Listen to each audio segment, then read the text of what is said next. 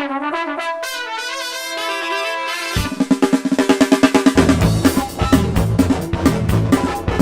actually going to really get into trouble. We're going to be like LeBron, and we're going to hate on MJ a little bit. So I think Andrew, and one of the points you make, and you make a really good point. We'll talk about like who you think the greatest player is of all time. I'm going to have a disagreement with you on that one. We'll talk about that in the next segment. But here we're going to talk about why MJ isn't the greatest player of all time. And again, I'm the choir here. I'm cheering you on. So I want to hear your point. I'm going to make some points as well. Well, I discussed this in my book in about 50 pages, so I'll do my best to keep it brief. There are a number. What's the name of that? What's the name of that book? 10 squared. Oh, okay. There's so many things to say about the topic. I personally think Wilt Chamberlain was the greatest player in NBA history, and Michael Jordan was the second greatest. And that's not disrespecting. That's not disrespecting Michael. That's more of a testament to how great Wilt was and how overlooked he is. Michael was a phenomenal player, and I personally believe he's 1,000 times greater than Kobe. People like to compare their games, but I mean it's not even comparable in my opinion. Yeah, I like to say that Kobe's not the same species as MJ, so we can't compare them. Yeah. It's like there's only a couple guys we can compare with MJ, but we're gonna talk about them. But they're not the same species. That's nothing against Kobe. In my opinion, I think Michael was more of the quote-unquote media proclaimed GOAT as opposed to the actual GOAT. And yeah. I think one thing that happens is recency bias. So I do think that there's a real kind of, and you made the point in the book, which is like his greatness happened on camera, right? So it isn't that like the other guys weren't as good or as great, but like MJ basically was the league at a time when the league had like a huge national audience, and a lot of people grew up with him, and that's why we have him. So like Wilt kind of happened in a vacuum. So people heard about Wilt, but people saw MJ, and I think that's kind of can't be discounted. I can go on and on about how if Wilt would play, literally he would be all over Hoop Mixtape, all over Sports Science. I mean, 7'1", he was a high jumper, a triple jumper. He was a runner. I mean, he was incredible. He was an incredible athlete, but it's kind of not fair to him that he didn't have the same opportunities that Michael did. Michael came along at the perfect time. Magic and Bird ushered in an era where I don't know, the Sports Center, whatever channels they had, but cable TV was becoming more popular. Games were becoming broadcasted on a regular basis, and fans were coming in by the millions. All over the world, and everybody knew about the Dream Team and knew about the NBA. Like, it was becoming an international phenomenon, the NBA, and Michael took it by storm. He was the face of that.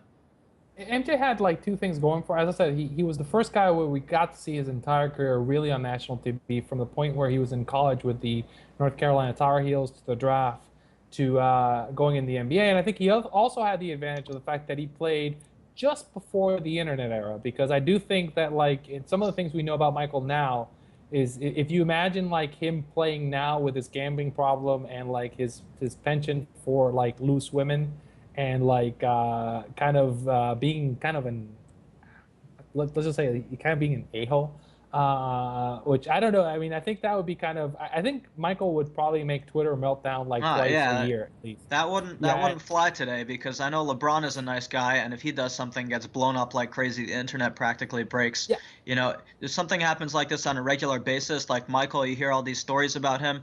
If they like you said, if they had Twitter today, like the internet might break with him.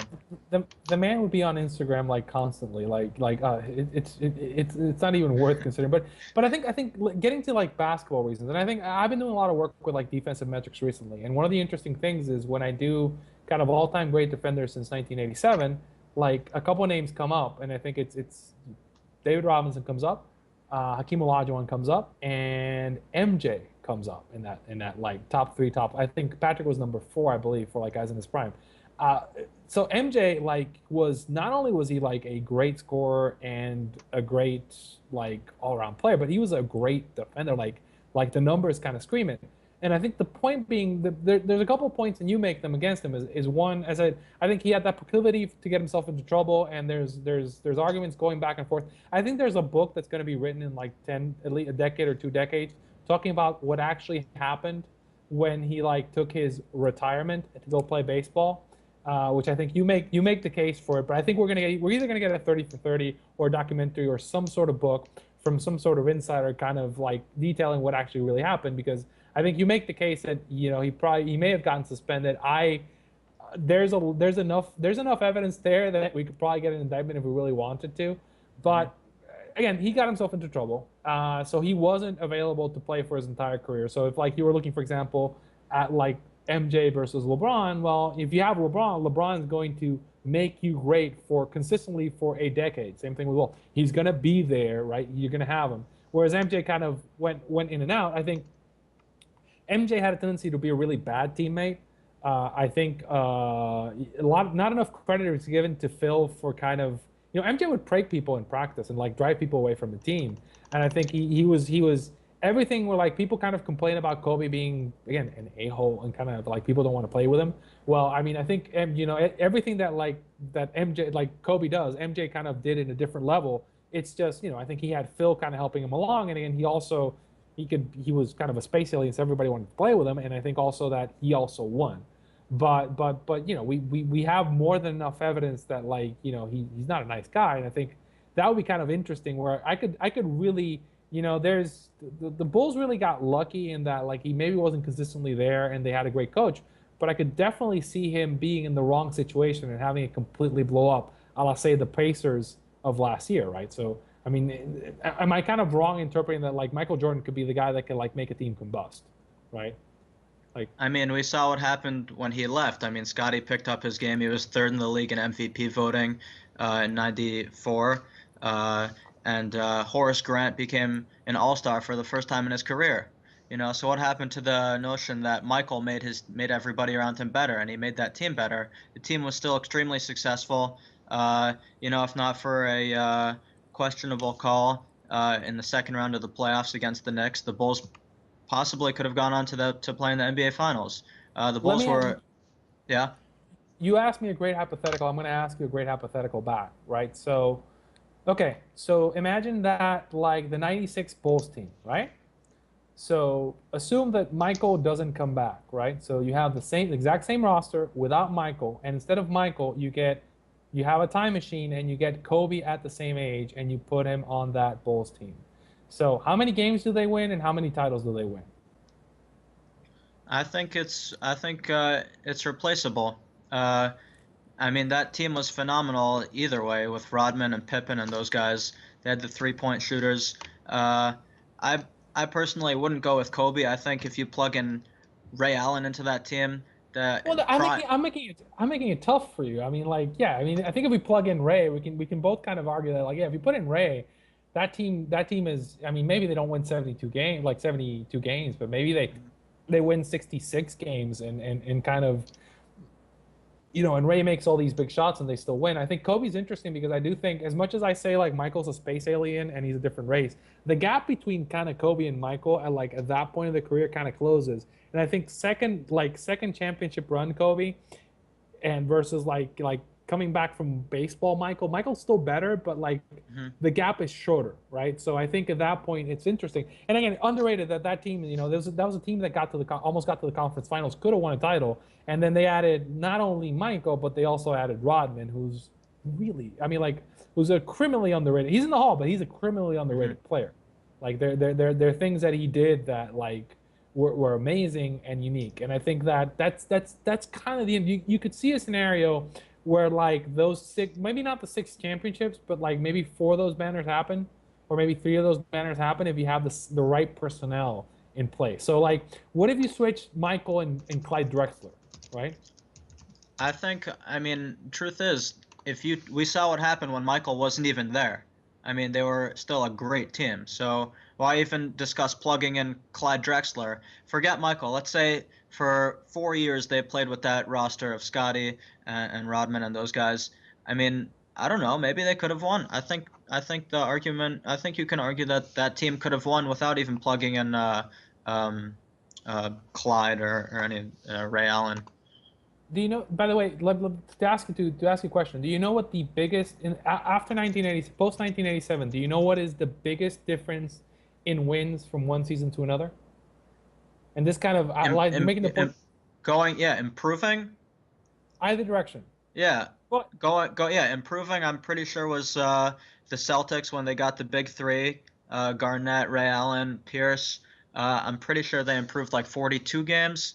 no, Uh, it's a little less than that. The 42 games is in the other direction. 42 games is probably when LeBron left Cleveland. Yeah, yeah. Or LeBron left Cleveland, which is like the scorched earth. And I think the point I'm making is like LeBron really was that team, and I think LeBron if you're is making the equal to argument, Kevin Garnett, Paul Pierce, and Ray Allen. That's a scary thought. I well, mean, he has the yeah, same and effect. again, but again, here's a guy who I mean, like literally the thing about LeBron that like there's a couple guys who reached that level, and some of the numbers I've done is like so Kevin Garnett reached that level where he was like there. It's rare, and Michael was at that level too, where like it's rare to have a guy who's good at scoring, like he's decent at handling the ball, he's good at defense, and he's good at rebounding. And LeBron was good at everything, and like he was probably unlike when you have a guy who's like high usage and can hit shots, he was underrated probably on offense and he was underrated on defense. And I think getting to the point on Michael, I think like Scotty doesn't get enough credit. I think Phil doesn't get enough credit. We've seen that they were a pretty good team. This is not like digging on Michael. I mean, because again, Michael was good at everything. There is a case to be made for him not being the greatest player of all time, and I think you made it convincingly, and I'm going to agree with you. I mean, I think that the case you can make for him is that like shooting guards really historically aren't great, and I think that like the fact that he was so good at a position that historically isn't that great kind of puts him at a next level. And I've done some numbers that kind of show that like the value of the shooting guard has actually gone down over time, less and less. And like having that one guy who's like above and beyond at that position. Generally, when you have the best shoot, like what I call the conch for a shooting guard, you have that guy, you contend. So if you have a guy like if you have Michael, and just give some credit to Kobe, if we got like Wade, if you've got that guy who's the best shooting guard, you can win. And I think that's where Michael can kind of make an argument. But I mean, I'm going to agree with you. I mean, I think there's a real argument to make as him not being the best of all time. I mean, he still needed people to play with him. Like that's your argument that you need the dominant center. Kobe had Powell, and I mean Rodman. I guess you can consider him power forward center, but you need that defensive. You need that guy protecting the rim.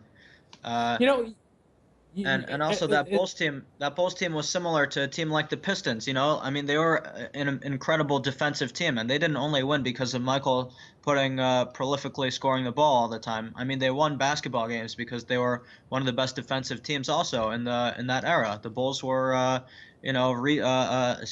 just a rebounding machine with Rodman down low, and then with Scotty and Michael on the wings. I mean that's incredible defensive lineup right there.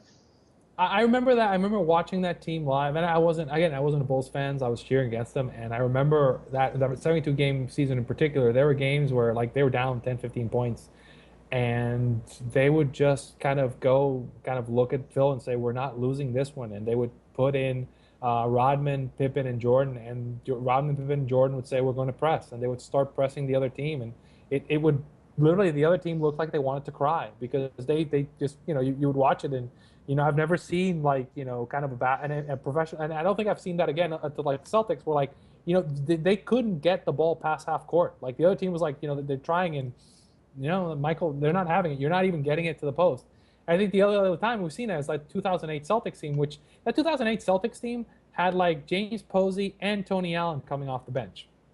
James Posey and Tony Allen, and Tony Allen is a world-class defender. Like James Posey is a world-class defender. And these guys were coming in like kind of as like throw-ins, right? And so, but like that as I said, that was a monster defensive team, and that kind of made a huge difference.